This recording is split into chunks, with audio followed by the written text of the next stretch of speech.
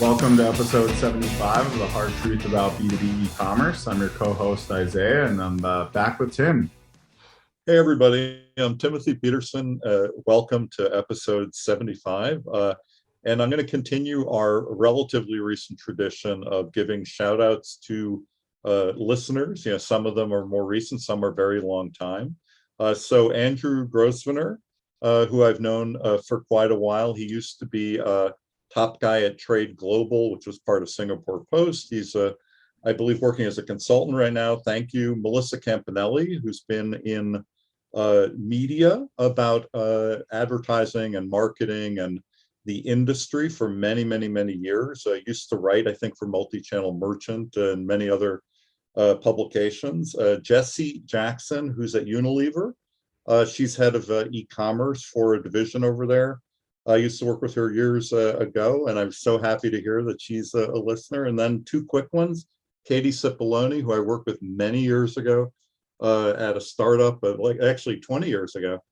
She's an exec at Adobe. She's a listener, and she said other folks on her team are. I'm very happy to hear that. And Jackie Connors of the Connors Group, a recruiting agency for people in e-commerce. So thank you to all of those listeners, and to anyone else who's listening. Just reach out and tell me that you're listening, and I'll be happy to give you a shout out if we've got the time. Thank you so much.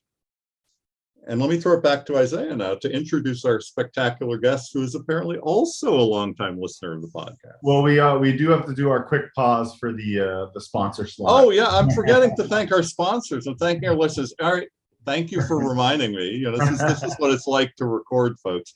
So let me pause and give like a really good look and a smile to our sponsors. Hold on one second. Our first sponsor is Punch Out To Go. Punch Out To Go is a global B2B integration company specializing in connecting commerce business platforms with e-procurement and ERP applications. Punch Out To Go's iPaaS technology seamlessly links business applications to automate the flow of purchasing data. With their solution, you can immediately reduce integration complexities for punch-out catalogs, electronic purchase orders, invoices, and other B2B sales order automation documents in order to accelerate business results. Balance is our other sponsor. Balance is a B2B e-commerce payment solution that works well for you and your buyers. It offers a seamless one-click checkout for almost any payment method, including ACH, wire, checks, cards, even terms. It's used by leaders in B2B e-commerce, and it's as easy as buying a shirt from Amazon. Check them out at getbalance.com, book a session, and tell them what your needs are. They are the first dedicated payment platform for B2B e-commerce, 100% tailored to your needs. Thanks again to our sponsor, Balance. Okay, folks, that was enough time, I think, for our editor to insert the sponsor mentions. Thank you, and back to Isaiah. Yeah, so we'll also introduce our longtime listener and finally guest after 75 episodes. So another shout out to a listener, Christina. I'm confusing you with our previous guest. Our longtime listener, Christina Harrington from Gen Alpha. You know, you're someone that's been in B2B for a long time and probably saw that we were one of the few podcasts a couple of years. Yes. Yeah, it's such a pleasure to be here. Thanks for inviting me, guys. I really have been listening since the very beginning, have received a lot of value. I think that you're giving a lot of value, and that's key for us that are out in the B2B space.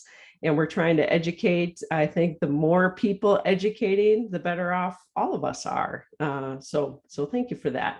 Yeah, Christina, can you give people just a quick background on yourself and Gen Alpha for everyone that doesn't know what it is? Sure. So I'm the president and COO of Gen Alpha Technologies. I was one of the original founders. The co-founding group, we all were manufacturers ourselves, and we had identified that there was a problem in the market, and that was that manufacturers really weren't easy to do business with. Yeah, particularly large equipment manufacturers. So whether that be specialty vehicle or industrial equipment, construction, heavy duty mining, so on. Immediately when a machine leaves a factory, it goes with manual documentation. And that is the way that you're going to identify parts throughout the life of that piece of equipment. And typically, as soon as that product leaves the factory, that documentation becomes obsolete because there is supersession and obsolescence with parts. And the ability to update that product catalog with the right information, it becomes challenging for manufacturers, particularly as manufacturers grow, they add new products. Getting that information back to the equipment owners and operators is very challenging. So we set out to solve that challenge by creating interactive parts manuals online that would be updated. Customers could quickly identify the exact part for the piece of equipment that they're operating, get price and availability, order it online, and then get their order status, pay their invoices, all the wonderful other things that we get to do when we're operating in an e-commerce environment. So that's what we do today. So specifically, you guys are focused on the parts, or are you actually also trying to help them sell the equipment itself?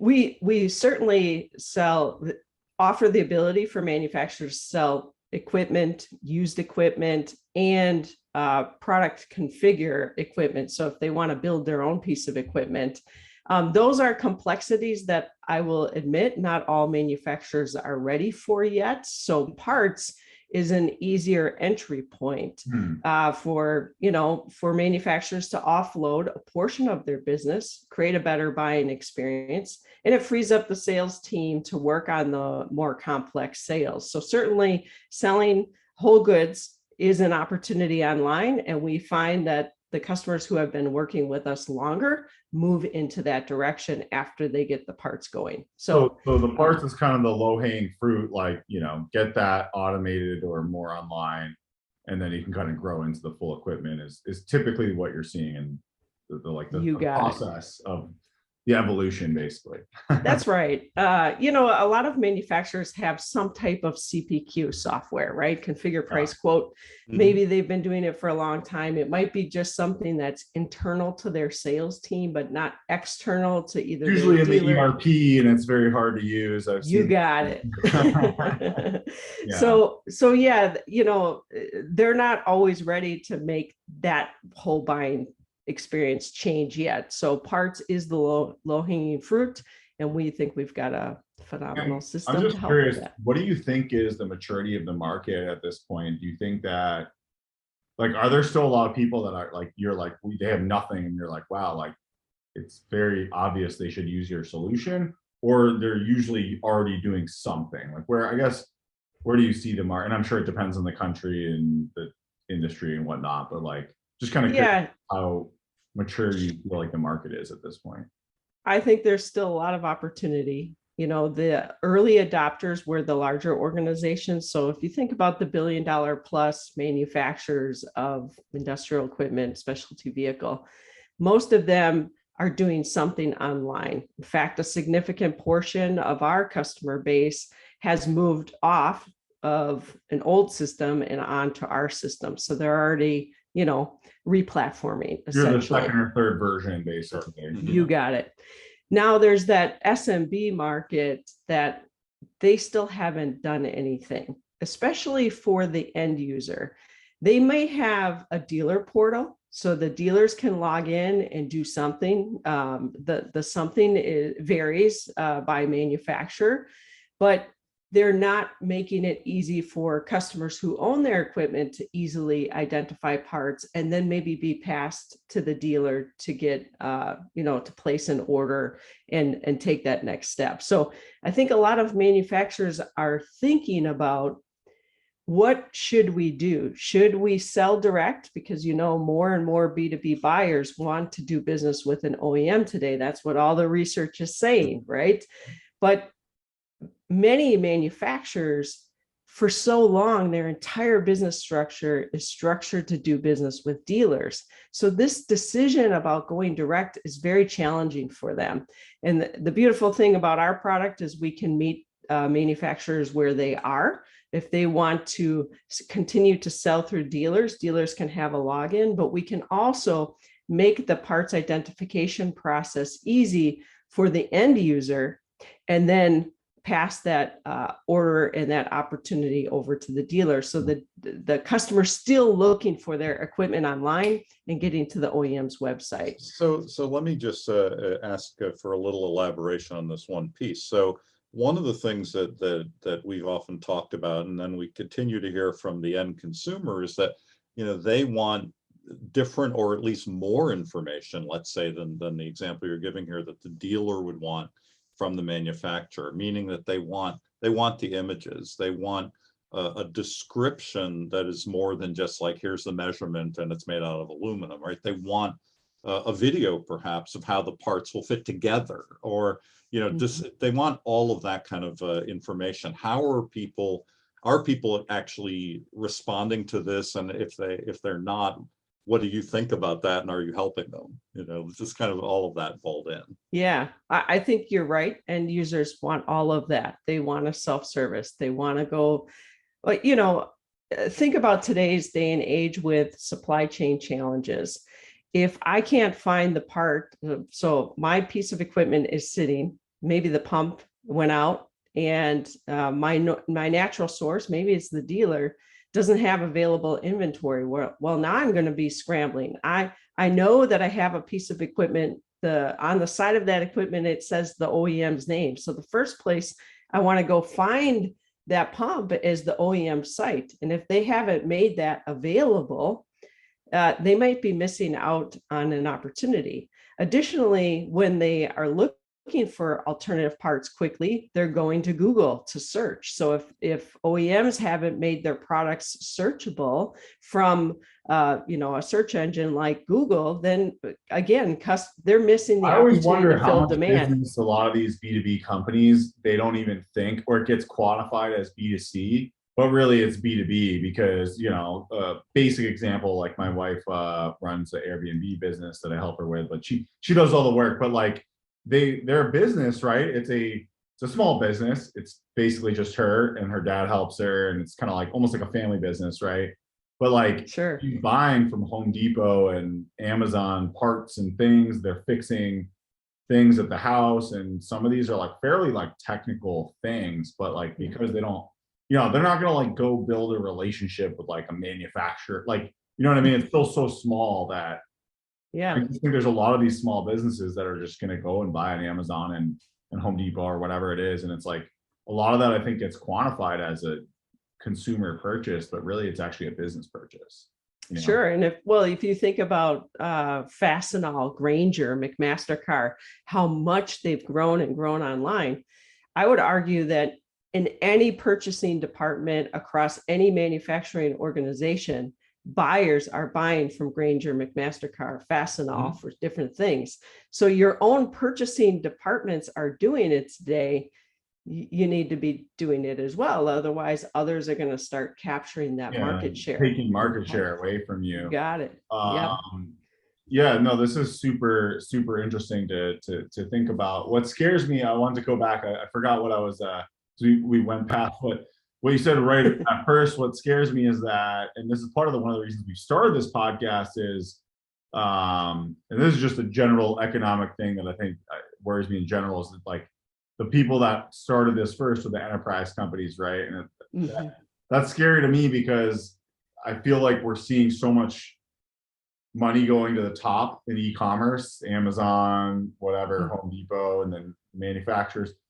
Like, I really think these small businesses, like, at what point is that they become less and less competitive if they're just still doing everything manually? Plus, they don't have all the advantages of being larger with other economics of scale or economies of scale. Sure.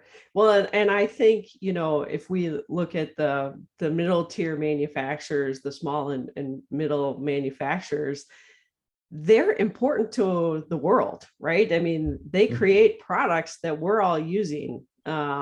And, they create products that I think about, fire apparatus companies, ambulance companies, sweeper companies. Think about as you sit on an airplane inside an airport and all the little equipment that's moving on the tarmac. These are products that make the world go round, but they're also serviceable products that somebody needs to keep operational to keep the world going. I'm sure they break a lot, my guess. Absolutely. Planes and like how the planes usually break, or how many times you get delayed from like one part, not working on a plane, Yes. That's true for any type of piece of equipment, right? One little component can take it down. And that's why I think the business and the place that we play in is such an interesting space. Typically people aren't coming to our customers' websites to browse, right? They're not looking for a pair of shoes or a shirt to go with an outfit. They own a specific piece of equipment. They need to get the exact product that fits on that, and they need to get it back up and running. Either they have a scheduled maintenance coming up or the machine is down. They need to get that. So they're looking for the exact component. That's why I think that manufacturers need to think about convenience and speed more than someone probably doesn't care if it's $5 more if they can get it next day, right? Or like whatever in 2 days versus, I'm guessing, right? Some of these things, it's more about speed than. That's right. Things, right? Yeah, in my world, I worked for a mining manufacturer of mining equipment. Yeah. And when our shovels sat on the mine, it cost that mine operator hundreds of thousands of dollars. So we never wanted our piece of equipment sitting. So however quickly we could get that component to them, if it was, an unscheduled downtime, we had to make things happen. If you have to pay an extra $1,000 for next day delivery, you're going to do it, right? So that's where I think e-commerce is so important, to show delivery times and how quick you can get stuff to people, right? You got it. I always say availability sells. And if you're not putting your availability online as a manufacturer, you're really missing out, because or distributor. Yeah. I know a lot of companies, they're scared to put their availability because they think it's going to hurt sales. And I actually think it's the opposite. I think they're making a huge mistake where they don't tell the real inventory. It's like, well, and I understand there's some things it's not as simple as that, but I feel like you should be telling people like, hey, this is coming soon or it's not coming soon. Well, I'll give you an example that I wanted to save for this podcast. Is kind of an interesting problem to solve. So I work with some people in fashion, beauty. Fashion apparel manufacturing is very particular. There are a lot of just like anything, right? There are these particular pieces of machinery that cut and sew and do whatever they do. And there is a type of knitting machine that is made by a company in Germany. And it is used by Ralph Lauren and Tommy Hilfiger and Calvin Klein and Donna Karan. But it is this one company in Germany that makes this machine, right? And so I was at a factory and there was one of these machines that happened to be out of service. And I'm asking questions, blah, blah, blah. And they said, oh, we're still waiting for parts for this, right? I'm like, oh, well, how does that work? Well, they said, well, the manufacturer doesn't allow parts to be available in a warehouse outside of Germany. Like they're afraid that people will be like copying them and ripping them off, or there'll be like all this weird competitiveness because it's a very specialized machine. Sure. So they don't even let the part out of Germany, even for their clients in the US, in North Africa, in Asia, whatever, until you say, I need the part. And then it goes through them, and then it takes however many weeks it takes. So machinery just sits. Wow. Oh my God. Right? I mean, so I'm thinking like, how can this last any longer for companies as big as Ralph Lauren, Tommy Hilfiger, how can it last? They're going to just say, I need every part and have to like warehouse it. Exactly. We need every part so they can have it on hand. But you see the dilemma. It's almost like it says to me, if I were that company, I would say, well, you know what? I'm not going to work with that manufacturer anymore. I'm going to find somebody else that has parts that are more available. So I just thought I'd throw that to you because it's such a very particular, quirky thing that you might have some insight on. Yeah, well, actually, we have a customer of ours who is a manufacturer of similar equipment used either for cutting clothing in the fashion industry and a high performance. They also cut, leather seats and other things for automobiles. And yeah, these machines operate on factory floors and they got to be producing all the time. Now, the company that we work with, I know they stock their parts in multiple distribution centers. So I think that would be a good company for people to be working with. But I do know when a machine sits, that's not. And they can buy their parts online because you guys. That's right. They can buy their parts online. We've made all of that available. So I do want to give you a quick chance to talk a little bit more about your product. One, I'd love to get into the Equip 360 on the website. As you said, it's relatively new, the whole experience of all the things that you offer, but also going back to that SMB topic, are you guys feeling like, hey, you're just a little mom and pop manufacturer, can they get up and running with you? Like, I mean, obviously you're not free, but what is kind of the lift for someone, even maybe a smaller guy to get up and running? Is it still feasible for them? Yeah, I would say that we would certainly want to help anybody that's interested in selling online. So, we work with $1 billion plus organizations. We also work with $20 million organizations. So, wherever they are, we're going to look at the types of products that they're selling. And, again, our common denominator across the customers that we work with is that they have equipment bills of materials, and those bills of materials are really important in the parts identification process. We repurpose engineering information and make it available online to easily identify by serial number, model number, VIN number, so that they safely know the part fits their machine. So that's kind of our e-catalog, or what we call our interactive parts manual. Then, of course, we have the e-commerce side. And, thanks for asking the question. Yeah, we just branded our solution as Equip 360. And the concept is that this is 360-degree support over the life of that equipment. So not only can a manufacturer turn on the e-commerce and e-catalog portion, but they can also add warranty claim management. They can add return materials authorization. This is typically a very different process than us returning a pair of shoes. This is potentially you're requesting a return for $100,000 component. There's a process for that. First, the manufacturer is approving it. Then it has to have some documentation that goes with it. So we've developed something you just return on a whim and send to FedEx. That's right.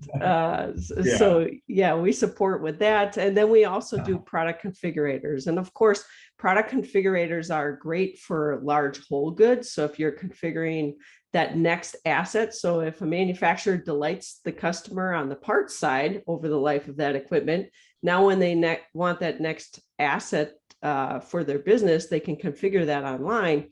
But this can also be for upfitting. If you think about like work trucks, where they might be buy a chassis from Ford, GM, others, and then they're building out that work truck on the back to be used for other purposes. A product configurator is a great tool. Like almost like bespoke work vehicles that are like specific to almost. You got it. Yeah, so you can think about a whole good, or you can think about modifying something. And of course, even smaller manufacturers who might be niche manufacturers, and they do something that's by a length and a width and different things, a product configurator can be great for defining a purpose. Right. So it sounds like a lot of what you guys offer, which is I think a little bit different from the traditional e-commerce platforms out there.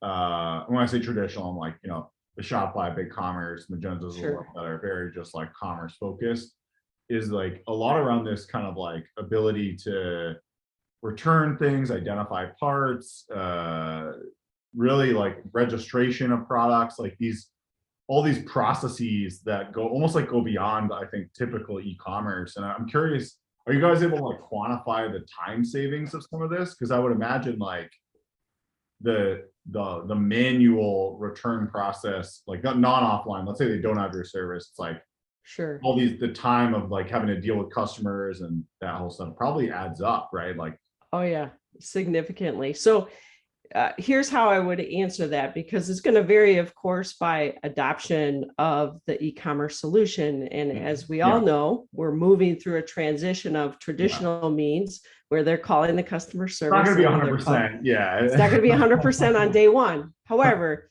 again, many of the manufacturers that we sell to, their first phase of a digital commerce solution is improving the process for their dealers. So if step one is you have a public facing site, but maybe the public isn't actually ordering from you, they're just identifying parts and then they're sent to the dealer, but the dealer logs in and the dealer places the order, there's high adoption by the dealers. So whatever your customer service team or even your sales team were taking as transactional type of activities, a significant portion, and I'm talking usually in year one, you have 40% adoption. By year two, 80% of your dealers are ordering online. They're seeking these tools. They want tools because typically dealers are not exclusive to one brand. They have to buy from multiple manufacturers. And a manufacturer has a little bit more control over how they ask dealers to do business with them. We all don't have the same level of control when we're trying to earn a customer's business, the end user's business. They're going to come into you however they want to. If they like calling your salesperson, they're probably still going to do that.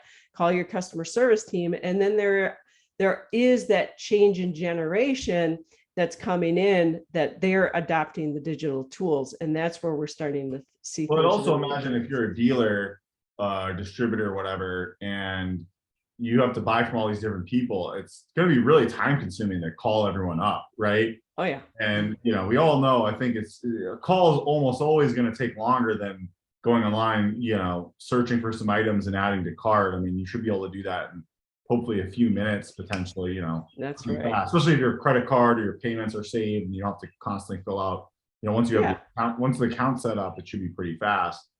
So, I mean, from like time savings for them perspective, plus, I mean, a good example, like you might not pick up the phone every time. Like I'm trying to get an insurance claim for a car, and it's so hard to like get them on the phone. Every time I call, they never answer.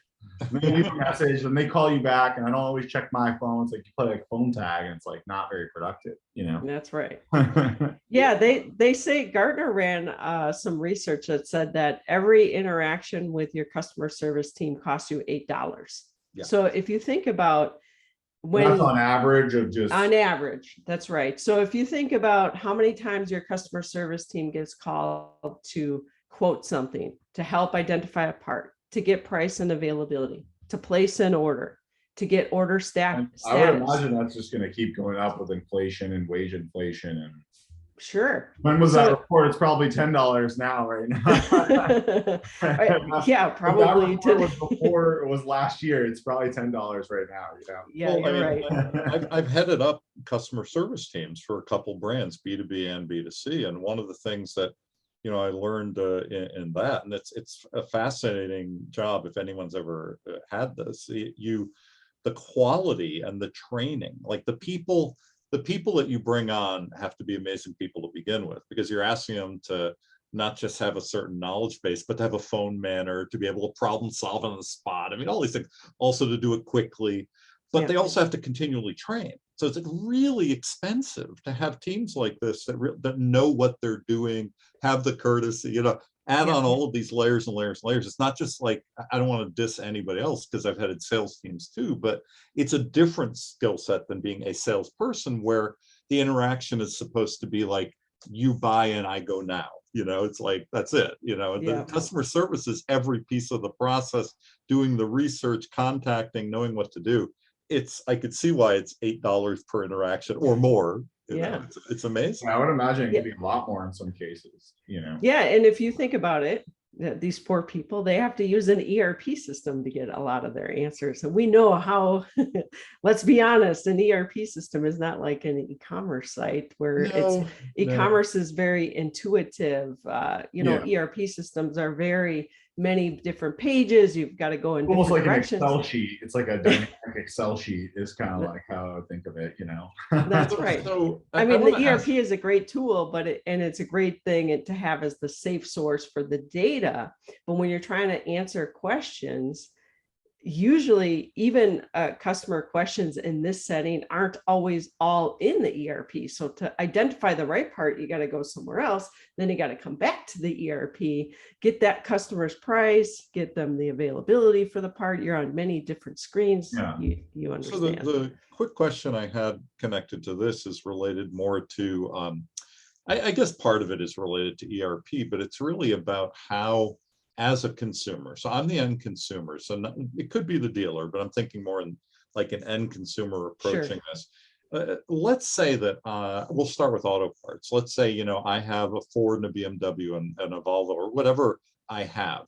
Can I like pre-fill that what my car models are, what all of these things are? And is the same true for somebody who's looking for like restaurant supply equipment?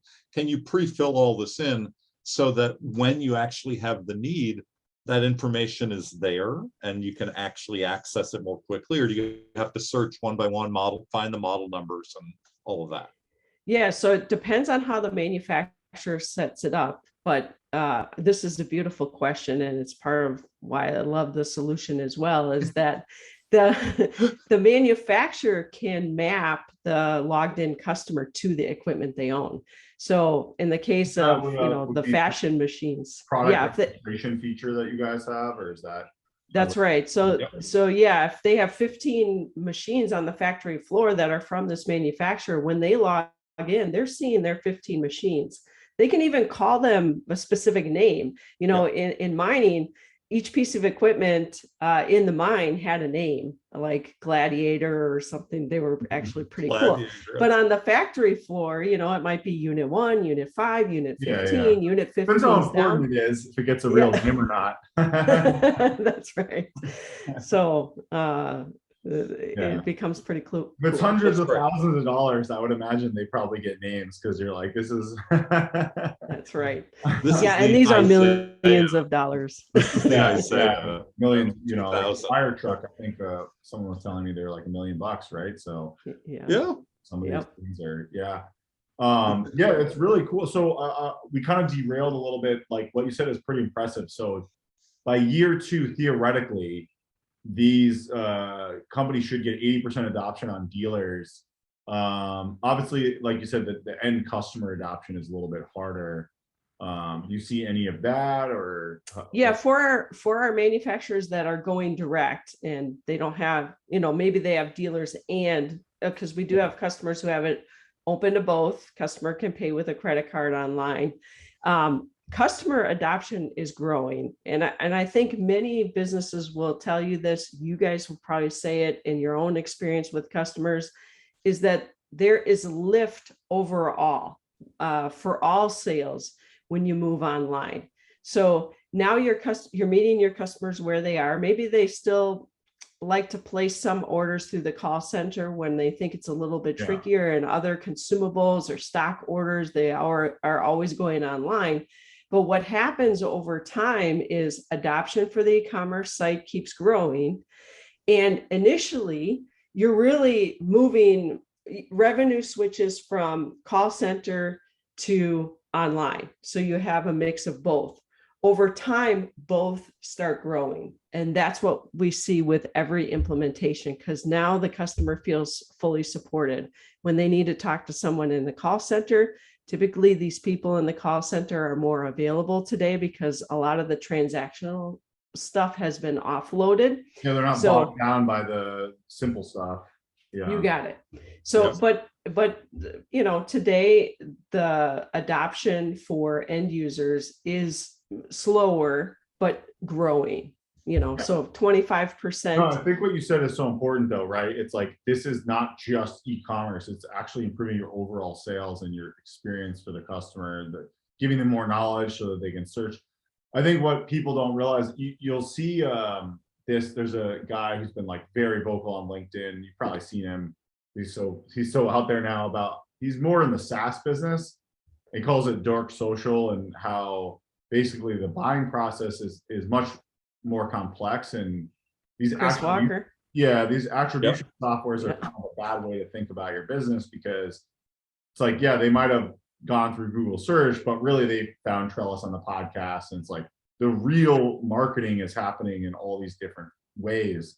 And the last way that they contacted you isn't necessarily a fair way to measure your marketing, right? And I think that's right. Still very true of B2B manufacturing, parts, distribution, where like having this information out there is potentially going to lead them to calling you or creating a sale. And however, maybe now they're more willing to listen to your sales reps, right? Maybe they found you online, and then when the sales rep calls them up to sell them, they'll take it more seriously. Maybe the close rate goes up from sales reps, because I mean, for me, I know if I can't like find much on them online, or if I don't think they have a good online presence, I'm probably not going to trust a sales rep, because I'm like, who is this crappy business that has no like website, or doesn't have a website, Yeah, I agree with everything you said.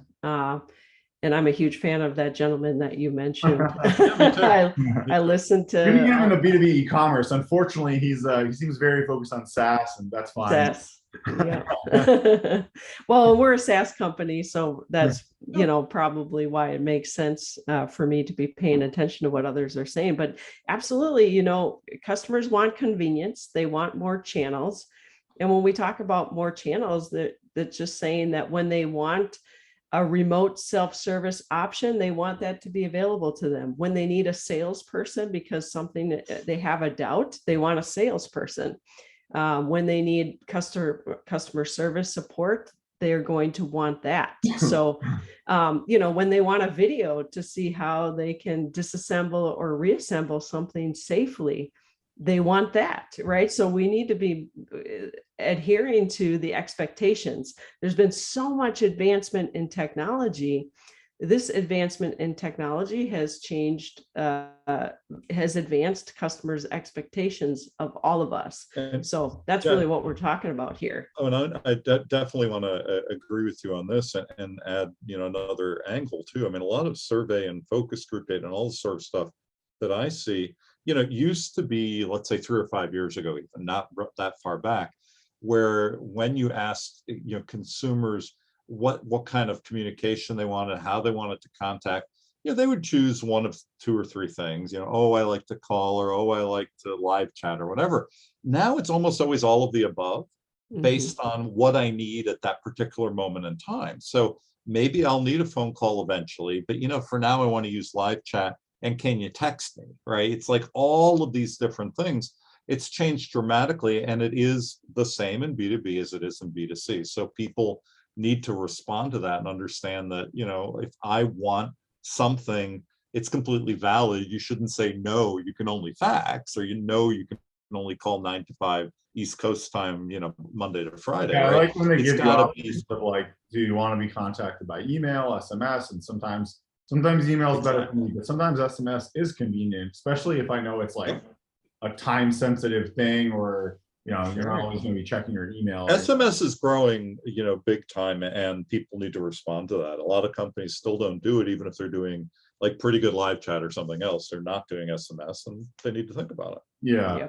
What I'd love to hear your thoughts, and I'm sure the answer is it depends, and it depends on the industry. But if there's any kind of like advice you could give, because I think a lot of companies struggle, both manufacturers and distributors, with whether they should go direct or a hybrid model, or should they do login for price, or should they just show the price to consumers and then you can log in and get a better price? What have you seen? Like, are there any kind of things you've seen within that you feel like, hey, there's a trend here, this seems to be working better when people do this? Yeah. Well, so my personal opinion is that manufacturers have to prepare themselves at some point to go direct online. I do believe that's the future. There's growing evidence that customers want to do business with the OEM. You guys might not be aware of this, but I have a small farm here. I've got a Simplicity tractor. I've got a John Deere tractor. I've got a Polaris UTV. You're really, you're in your own business, basically. You have to buy your own parts and stuff. That's right. When I want to be a do-it-yourselfer, right? Like when I want to do an oil change on one of my pieces of equipment, I want the convenience of ordering online. Mm-hmm. And all I know is that it says Polaris on the side of my UTV. So I'm going to Polaris. I'm giving my model number. I want to order the kit that I need. When my Polaris is down and it's for something that I don't know how to repair, that's when I want the dealer to be able to assist me and him or her to be able to do all of the work that they need to do. So the convenience of having the ability to do both, I think, is the future. Now, in saying that, though, I think it's really important to recognize where manufacturers are today. I know many manufacturers are completely structured to work through dealers. So the first step is going to be get your products online and be able to sell to your dealer channel.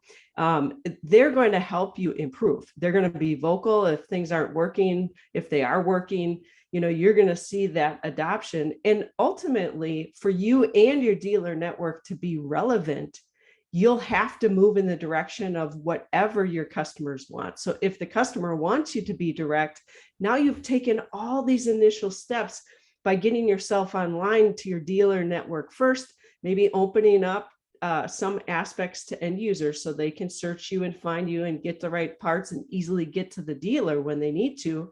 But you have to start. So my advice is start. You've got to move in this direction. It's really critical. People are going to look for alternatives if we don't solve for this. The next generation coming in. I think, if I was the manufacturer and it was my business, I would do the hybrid model, right? And I would do it relatively quickly because, there might be some pain. You might have some dealers that get pissed off. But to me, that's a lot better than the alternative, which is your dealers could leave you at any moment and go to a competitor, right? Like they could go, or their business might, struggle for other reasons. And then that's going to affect your business. So like, I think, if I was a manufacturer today, I would go hybrid. I wouldn't cut out the dealers. I would say, anyone's welcome to buy, and we have volume discounts, dealer discounts, whatever. But I would make that my business model, because plus you also get the value of learning more about your end customer, which will probably make your product better. That's right. You get to control your brand too. If you leave it up to your dealers to do everything, and they're not exclusive to you, then you're really leaving up your branding to, other businesses, and you kind of lose control once you ask all your distribution network to move online. So if you can control some of that, right, you get to still control the customer experience, the branding. And again, I come from a relationship with dealers. I also worked for Caterpillar. I know how important the dealer network is. It's fundamental to how you've built your business.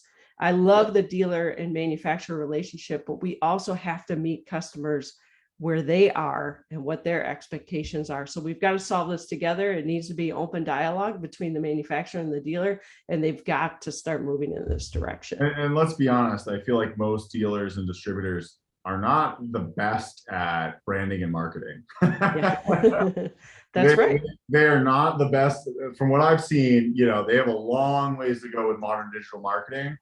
And so, like you said, if you're leaving it up to them to represent your brand, that's probably not a great strategy. Right? One of the explanations I heard that I really resonates for me is that it's not that they can't be good marketers, it's that they didn't have to, right? That's right. They didn't have to be good marketers for a really long time, and now the world's changed, right? And they're going to be left behind if they're perfectly. They didn't have to be, and they're mostly, I find, especially small, mid-sized, family-run,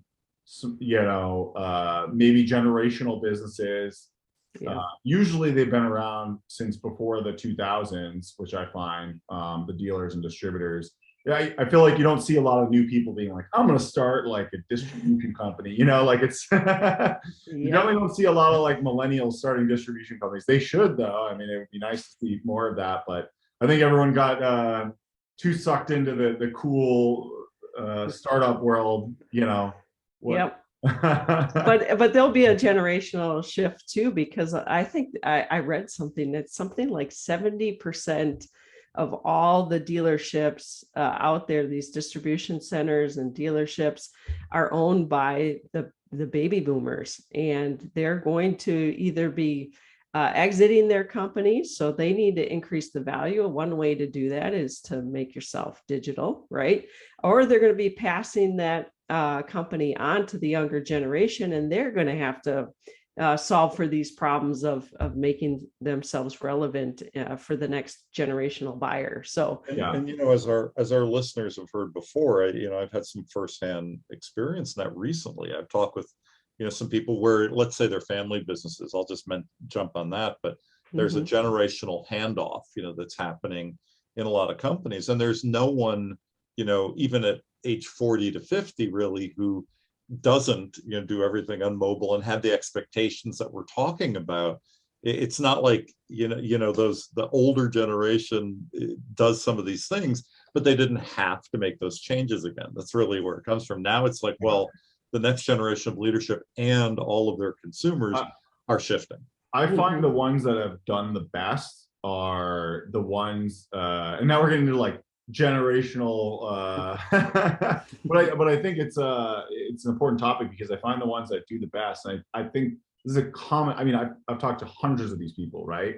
And I don't think it's a coincidence that I think the ones that I seem to be moving faster, growing sales, doing better, are the ones that have passed a lot of the power on to the next generation, maybe someone in the 30s or 40s, like you said, the baby, but it's fine, I think, for, let's say, the original owner, the baby boomer owner, operator, to still be involved, but they recognize, whether it's no longer being the CEO or giving enough power to the next generation to control the digital side. Those are the ones that I've seen, and they've already deep into this process. The ones where they're still kind of holding on and not giving that the power, I feel like, are failing, where because they're not really invested enough into it to learn it well enough to do it. And then if they're not giving someone the power to do it well, it's kind of a failure, right? It's just kind of staying flat, right? That's right. So yeah. Especially if you're going to retire in 3 years or whatever, 5 years, are you really going to like learn all the latest, greatest e-commerce and tech? Like, it's a lot of learning curve there, right? Yeah, it's a really big change in the way they traditionally sold, and sometimes it's a block for them, right? They've sold through relationships all their life, and relationships and relationship selling is very different today than what it used to be. And that first relationship often is a relationship that people build with you online when they search for some problem that they're trying to solve. And to your point earlier, Isaiah, when you said, if they don't have a good looking website, I'm probably going somewhere else. So, relationships start online today, when it's, all said and done. They're looking for something. Where do they go? They go Google search, and who can fulfill their needs. And if they don't look like, they're even saying today that so much research is done online before they'll even call anybody. So yeah, the older generations have the social concept, where it's so much as before you made the decision, you've already looked at 10 different websites. That's right. And the ones that look good are probably much more likely to get the business, right? That's right. The credible ones that are delivering good content, educating you, really can speak to the problem that you have, and how they helped solve it, whatever it might be. That's it. That's the ones that people go to. I also find it so interesting that, because we work with a mix, right? We're fairly diverse in the industries we work with at Trellis, and I find it so interesting that the like consumer packaged goods companies that are direct to consumer, they're so heavily invested in brand, right? They're looking for the best New York agencies and the best agencies to do their logo, their colors, their packaging, and they're spending a lot of money on this stuff. And then the distributors and manufacturers that we work with some exceptions, there's always exceptions, right? But for the most part, they don't even have like a high res logo image to like give you. It's like their branding is like literally some of it you can tell it hasn't been touched in 10, 20 years. And what I don't think people realize is that the technology is moving so fast that if your brand hasn't been touched in 10, 20 years, your brand is a dinosaur from like a visual design standpoint on the web, right? The color palettes, the resolutions, the look and feel that people are going for now is it's just different software, right? Like that means they made your logo on like Adobe Photoshop 2 in 2005, or you know what I mean? Like, yeah, the software didn't even exist to do what you can do now from like a design right? Right. And it's just like the first impression, right? It's not even on their minds to like consider a rebrand. Like we have to bring it up as an option for them to consider. Like like I said, there's exceptions, but for the most part, I find it's not top of mind for them. Like, hey, we're looking for a rebrand. Like it's very rare that the B2B I think a lot of the things that we talk about on the podcast with our great guests, it's kind of a term that I've seen people use online, like B2B manufacturers. It's a sleeping giant, right? I mean, there's billions and billions of dollars of transactions, all kinds of opportunities are there, and now they're just kind of waking up from something, or being poked, saying, this is your chance, this is the time, this is the last chance for some companies, right? And I feel like this is a big part of what you're up to. You're saying, here are the tools, here's what we can do now, and here's best case. Like here are some of the best cases, what the people are taking advantage of. So, can I just ask you a quick question? Could you tell us, like, do you have like a best case, like somebody you want to just mention, somebody you're really happy, like what they've done and how they've taken advantage of what you offer? Yeah, I would say, you're asking me to pick one. Well, you can pick a couple. I'm just curious. Like, if you're allowed to name them, please name them. If you want to just give an explanation, just a couple. They do. Yeah. Fine. Well, we have a client that we work with. Their name is Gerber Technology. That's the one we were referencing earlier with the factory equipment that cuts fashion and also automobile type seating and other things. So they've put their bills of materials online. They sell to customers online. They also sell to dealers, and they sell to agents in other countries. So they've adopted the entire view, right? So they're doing all of it. They recognize that customers need to see the bills of materials to get to the right component. They recognize that in some areas of the world, they are not going to have a dealer to support them. In other areas of the world, they have dealers. So they have an open model, and they're meeting the needs of customers wherever in the world that they are. So I think they've done a great job moving in that direction. We have another organization called DME.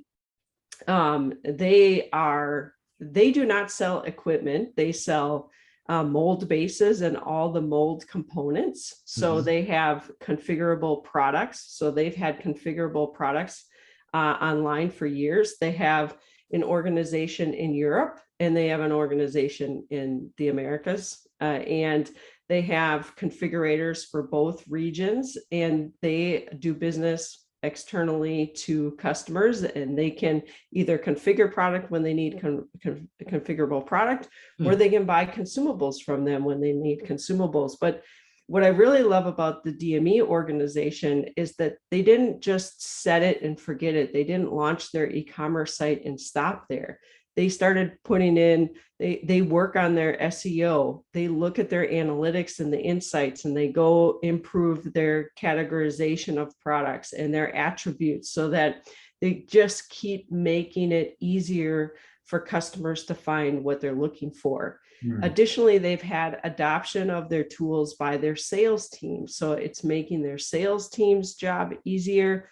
and sales is helping to inform customers of these tools that are online to make their job easier, so that, the more tactical things can be offloaded from them, so that they can be helping their customers with the more complex sale. So it's been adopted widely by their customer base, but also internally by their sales teams and their internal customer service teams. And then they're doing the marketing things that they need to be doing to keep driving it back to the website. So, I think holistically and not just in a silo, right?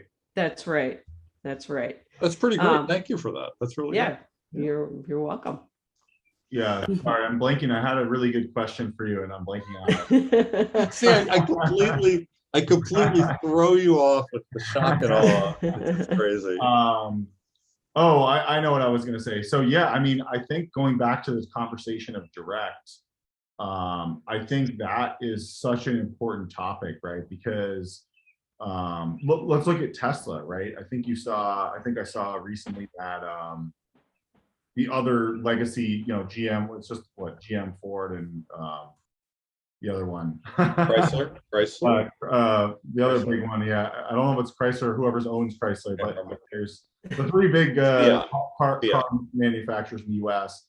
I think they're starting to realize, like, oh crap, like this direct model from Tesla is crushing us. Like it's really effective, because when you listen to Elon Musk, I find it really interesting. I was just, sometimes I get bored and I go to like YouTube and run out of Netflix stuff. And his latest thing on Bloomberg, he was talking about how he doesn't even worry about the competition, because in his mind, the competition isn't his problem.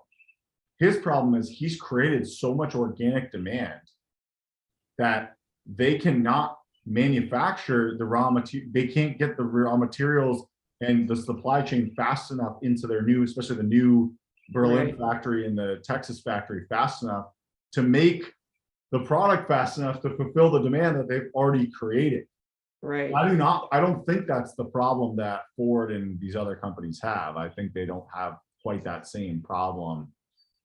Maybe they do, and they might have some supply chain backlog issues, but if you think about it, he spends almost no money on advertising. He builds an incredibly good website that directly allows you to buy. And that alone created so much demand that he can't even fulfill fast enough.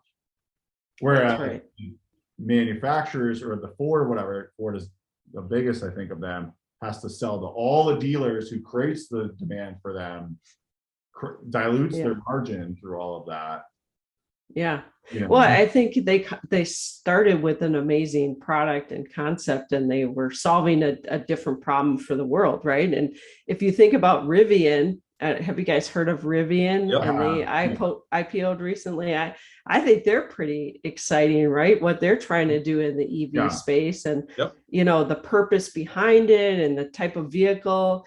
And they're creating an experience. And while I don't drive a Tesla, I have some friends who have Teslas, and they say hands down, you'll never, after you drive a Tesla, you don't want to go back to the traditional cars that we own, right? Because the experience is so different. It's just, they really think about the user in a very, very different way. Yeah. But that direct model is so disruptive that I think it's really going to change the game for a lot of it goes back to the point that you made, Tim, which is they didn't have to be good at marketing, right? B2B didn't have to be good at marketing, because you built a really good product, and if you could get it out to people, that was the business, right? Or same with distribution. It was, more of a relationship. Hey, I can get you this thing that's hard to get. But now that everything's so ubiquitous online, that's not as appealing of a value proposition. And then I feel like you also have the risk of Target and Amazon going private label, right? I mean, I've been buying more and more. I have a Target that I can walk to, and it's pretty amazing. They have this like Good and Gather brand. I don't know if you guys have seen that. I wear it. It's pretty good. It's like it's cheaper. They have like a good like organic, like the food that they have is like seems natural. I don't know if it's bullshit or not, but it seems like healthier than some of the other stuff. Yeah. Well, I think when you have to go direct, right, you have to care more about the customer experience and who the customer is. I think for these organizations, GM, Ford, others that left it to the distribution network, they didn't deal with the end user so directly. They focused on the engineering of their product and creating safe and great products, but they didn't touch the end user in the same way that a Tesla is focused on the end user all the way through manufacturing. The same with Tesla. So yes, it's a direct model, but that direct model means I'm going to have a relationship with the customer and I'm going to give that customer an experience that they want to keep coming back for. So you do think about your business differently when you're going direct versus working through channels. I almost feel like there's this reverse model disruption that could be happening where like Costco is another good example, where the companies that have the great direct business, right? Basically any retailer, so long as they're big enough, maybe they start with private labeling, right? But then eventually it's like, hey, I'll just like buy, I don't know how much it would cost, but I'll buy that supply chain or parts of that supply chain. And all of a sudden you kind of like go from a retailer to distributor to manufacturer. You could basically buy your way up the chain. And I feel like this is going to start happening more and more. It kind of already is. Well, I think you're definitely onto something. I mean, people have talked about this. I mean, Target's a great example. Costco's a great example. It's not, the increase of private label is something other than just like cheap alternative, right? That's sort of the big shift, because it really used to be like, the white packages with the black block letters, and that was the private label. What's their brand? Costco. They have it's Kirkland. Kirkland. Yeah. And I think it's starting to gain more popularity, and people are recognizing like, hey, these products are actually pretty good. Very good. Well, I mean, I'll tell you guys because it's old-ish news, but I was head of BI for a CPG company, Nature's Bounty, right? And this is years ago now, so they can contact me if they wish. But they used to make Kirkland's vitamins for Costco, and they made Target's vitamins and Walgreens vitamins and all that, and huge business making those in addition to their own brands, right? That they had, like, Ester C and Osteo Biflex and whatever.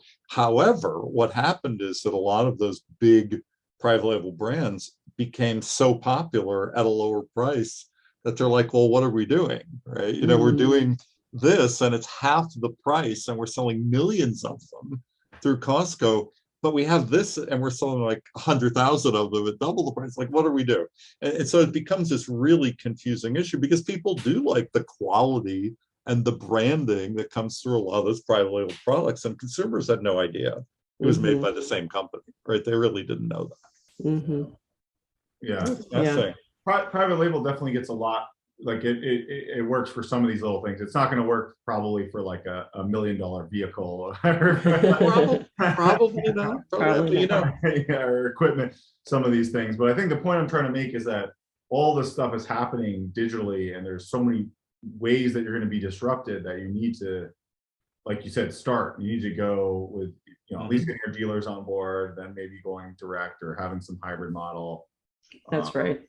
Yep. Another anecdote, I forget who told me this, but they were saying like the reason a lot of these retailers are so far behind what you'd expect is that some of these executives, they know they're going to retire in 4 or 5 years. This might have been a few years ago, and they're like, I'm not going to even bother like putting a ton of effort into digital, because they're like, I'll be retired before I have to worry about it. Somebody else's problem. Yeah. We'll let someone else, and they're like, their sales are like slowly declining, but it's just enough to like kind of keep their job for another 5 years. And it's like, bad.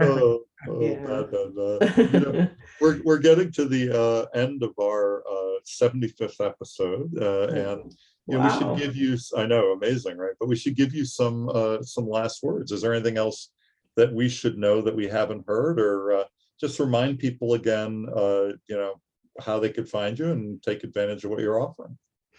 Yeah, thank you. I would say that I said it earlier, get started. I think that's the key, right? I think there's still a little fear and reluctance because many manufacturers look around their business and they don't have people on board who know how to do these things. There's a lot of great companies out there that can help. All of the people right here, we would love to help you, right? So Absolutely. reach out.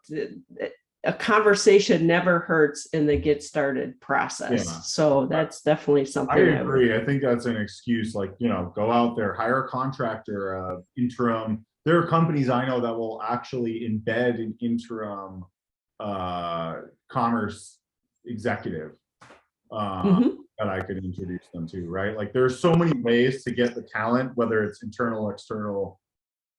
To your point, it's a bad excuse, I think. Yeah, the three of us have a very large network, right? So if anybody were to contact us to have a conversation, don't let not knowing be the thing that stops you from at least having a conversation to get started. So, and to that point, I'm on LinkedIn, Christina Harrington. Also, people can reach us at genalpha.com. That's GENALPHA.com. So, would love to speak with anybody and really appreciate the opportunity. Congratulations on your 75th show. That is amazing. I know it takes a lot of work in addition to all the other work that you're doing every day. So we all appreciate you guys. The fun part for me. The hard part was keeping everything else working so that I can, have time to do this. We look forward to this every week. We love talking to our guests and hearing from our listeners. So thank you to you and to everyone for 75 great episodes, and we'll just keep rocking. Yeah, we'll definitely want to have you back. It'll probably be interesting. The economy is a little bit rocky right now, so maybe we'll have you back and we'll have more updates on what's going on there. That would be fantastic. I welcome the opportunity. So thank you. Thank you.